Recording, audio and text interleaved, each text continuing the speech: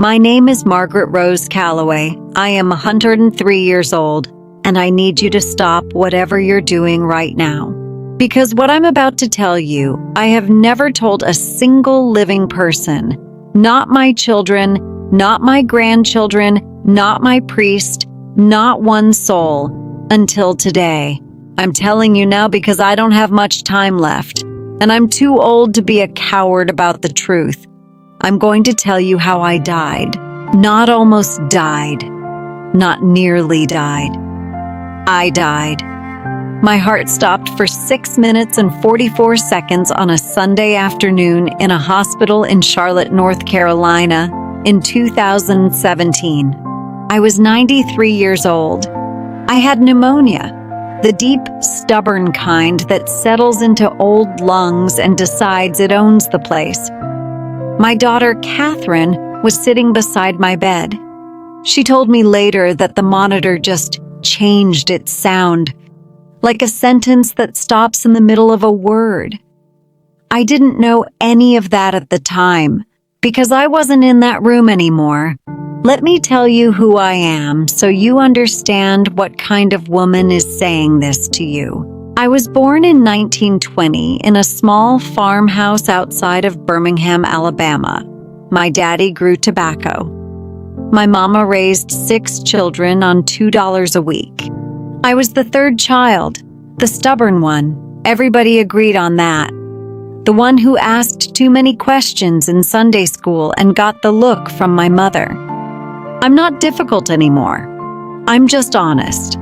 After 103 years, you stop having the energy for anything except the truth. In 1946, I married Thomas Calloway. He had just come back from the war. He served in the Pacific, and he came home with a limp in his right leg. Thomas was not a man who talked about feelings. He expressed love by fixing things. A squeaky door, a broken fence, anything in the house that wasn't working right. In 51 years of marriage, I never once had a drawer that stuck. He died in 1997. Pancreatic cancer. 6 weeks from diagnosis to burial. In those 6 weeks, he never once said he was scared, and I never once told him I was terrified. We were from a generation that held things steady. My son, William, died in 2012, lung cancer. 6 months from diagnosis to the day I stood at his graveside in the November rain. Losing a child, that is a breaking. The kind that doesn't heal back to the original shape. You become a different shape, and you go on in that shape. I believed in heaven because I was raised to believe in it. But I want to be honest. I believed in heaven the way you believe in a country you've never visited. I was standing in my backyard, not the backyard as it is now, my backyard. The one on Maple Street in Charlotte where Thomas and I lived for 38 years. The vegetable garden along the left fence. The back porch with the 3 wooden steps he repainted every single spring without being asked. The light was different. Not brighter exactly. Cleaner. Like how the world looks after a heavy summer rain when everything has been rinsed. Thomas was sitting on the back porch steps. He didn't have the limp. He looked like himself at about 50 years old, in the version of him I had loved the most. He looked at me the way he always looked at me when I came out onto that porch on a Sunday morning with 2 cups of coffee, like the waiting was finally over. William was in the vegetable garden. He used to help me there every summer as a boy. He looked up at me and smiled his father's smile. My mother was there, my father, my sister Ruth, my best friend Dorothy, all of them in that backyard, all of them in their best years. The air smelled like the tomatoes and the oak tree, and something underneath all of it I can only call the absence of everything wrong. There was no suffering there. This world has suffering layered into everything, even the beautiful moments. That place had no shadow. There was nothing there to cast one. Thomas stood up from the steps. He walked toward me, no limp, and he stood in front of me and put his hand on my face, just his palm against my cheek. He didn't say anything. He didn't need to. 51 years of marriage teaches you that some conversations happen below language. Then he shook his head, slowly, once. Thomas's eyes were steady. That shake of his head meant, "Not today." William looked up from the garden, still smiling, but he nodded. "Not today, Mom." The backyard started going quiet around the edges, the way afternoon light does in October.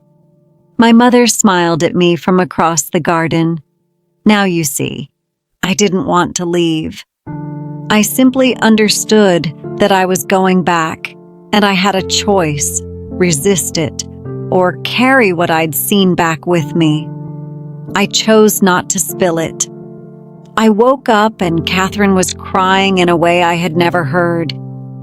To see her composure completely gone, just dismantled, undid something in me.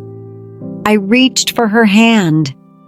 She looked so young in that moment, 60-something years old. And she looked exactly like the little girl who used to climb into my bed during thunderstorms. I thought, not now.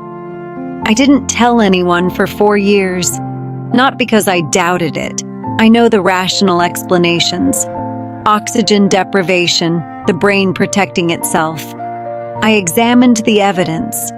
I set those arguments aside. Out of the specific clarity you have when you know the difference between something you hoped for and something you actually witnessed.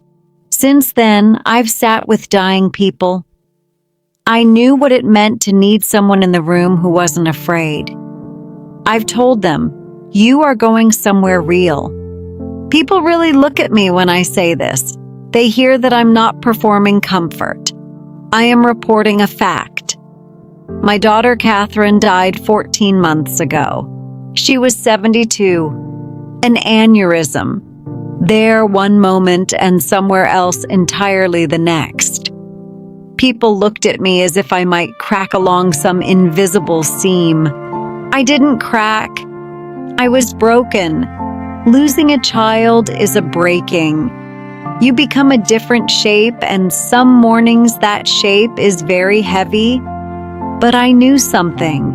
I knew that Catherine was in a backyard on Maple Street. I knew she was walking through the tomatoes toward her daddy. She didn't disappear. She arrived. I am 103 years old.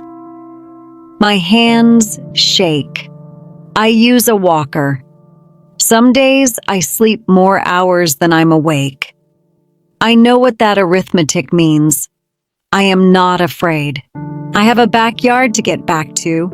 I have a husband who is sitting on those steps still, waiting with the patience of a man who always knew that good things take time.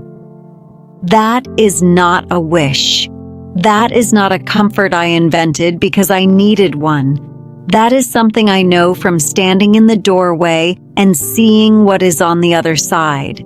If you are afraid of dying, I want to give you something to hold on to. Not a promise, just a fact. On a Sunday afternoon in 2017, a heart stopped. 7 years later, she can still feel Thomas's hand on her face. That is what I know. That is everything I know. It is enough. It is more than enough.